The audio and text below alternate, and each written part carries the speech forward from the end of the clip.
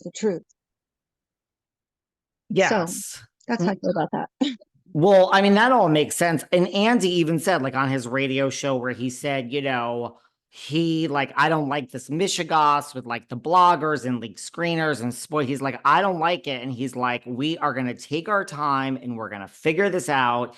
And basically, I've never heard him so convicted before a finale, but we're not having a reunion. So he basically said, like, it's over. Like, whoever, he said he could see four scenarios of how RHONJ moves forward. I believe the four scenarios are a total reboot. We keep Teresa and get rid of Melissa. We keep Melissa and get rid of Teresa, or we just scrap the whole damn show. But regardless, he was very clear. We're going to take our time to figure it out. So, like, when you have like Teresa and like Jennifer Aydin's Watch What Happens Live appearance, like, do you think that they are oblivious? Like, Andy just told you this is going away for a long time until we figure it out. Like, I are they I clueless?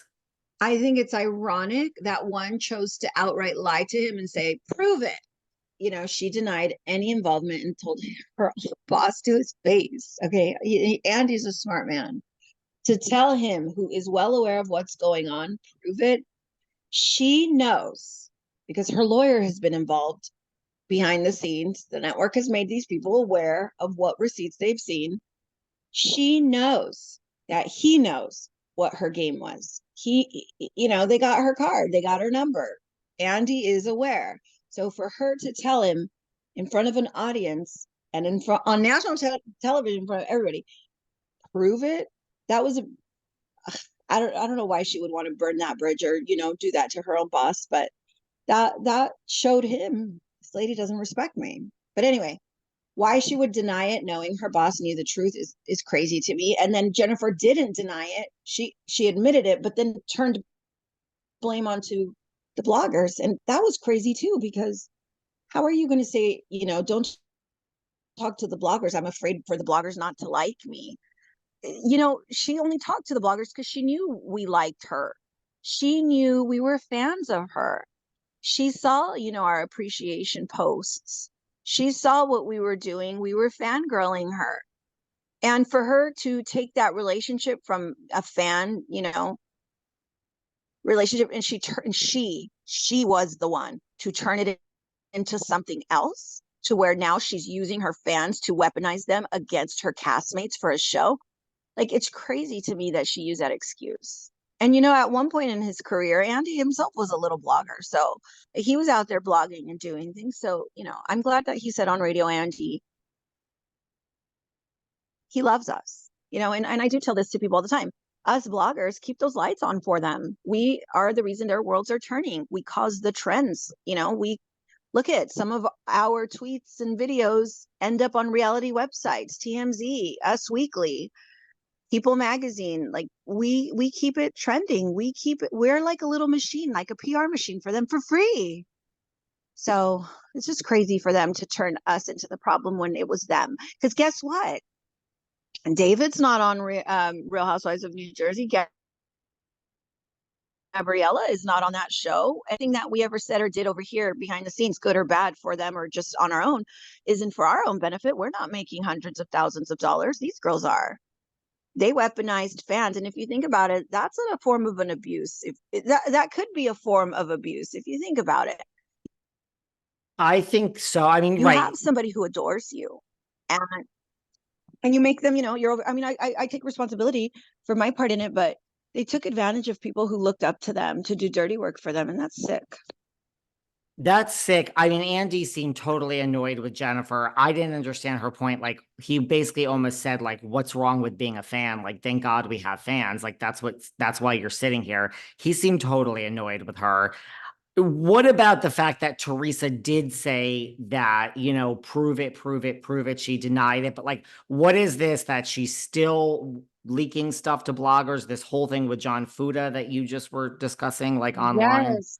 So last October of 2023, she called me and she told me, go to newspaper.com. There's an article there that Jim just found. And a lot of people are like, why didn't they just give you the article? Well, they have things that they're doing as well. They're not going. And then also, guys, they were very cautious too with specific things, whether they were going to leave a paper trail. They were sloppy, but they also had, they also had a brain. So they weren't going to leave a lot of things behind, but sometimes they got messy, sometimes they didn't. But either way, for whatever reason, Jim didn't send it to me, period. So here's Teresa on the phone with me telling me to go to newspapers.com and find this article of John and a home invasion and a robbery and some other stuff, because she wanted that story out there. And this is how it works. If it's on social media, Teresa and Jennifer Aydin could talk about it on camera.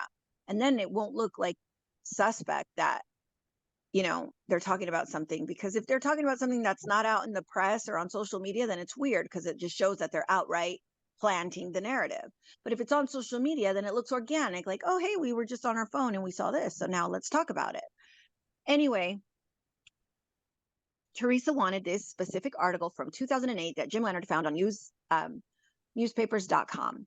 In this article, where there was a picture of John Fuda where he's mentioned, they wanted it out there before the cast trip to the Berkshires, because again, they needed it on social media so Teresa could talk about it on camera. Well, the trip to the Berkshires ended up going kerplunk because the house burned down, so they didn't get a cast trip. But anyway, while I was trying to look, Teresa even tells me, don't look up John Fuda. You have to look up John Diatria or whatever, his name prior to Fuda. And I was like, Teresa, and I'm texting it back to her, and I was like, I can't find it. I can't find it. What Teresa didn't tell me was that I had to type in Jonathan. I was typing in John.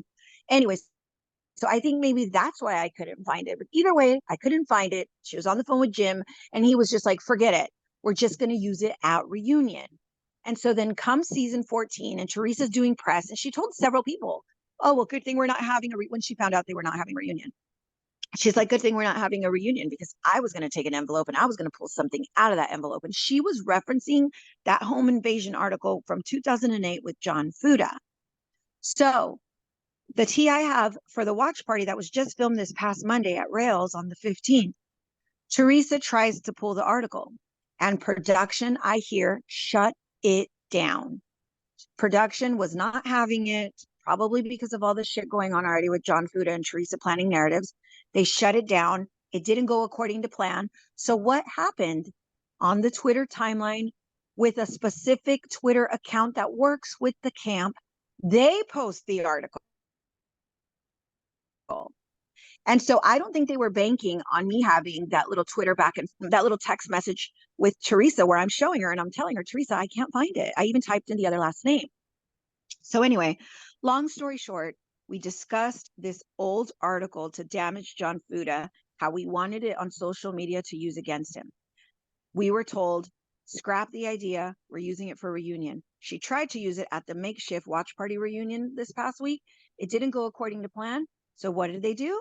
They had a blogger in their camp push the article. And now, if you look at the Twitter timeline, and I'm sure it's all over Instagram, everyone's pushing the article per Teresa's camp, and all her little fans and all their little minions are out there working like busy bees to push this narrative against John Fuda. But I know for a fact that is coming from within the camp. So Teresa very much is still actively working with bloggers to get narratives out against her cast. And it's gross, David. She learned nothing. So Andy just asked Jen, what's the lesson here? Why even ask them, Andy? They don't give a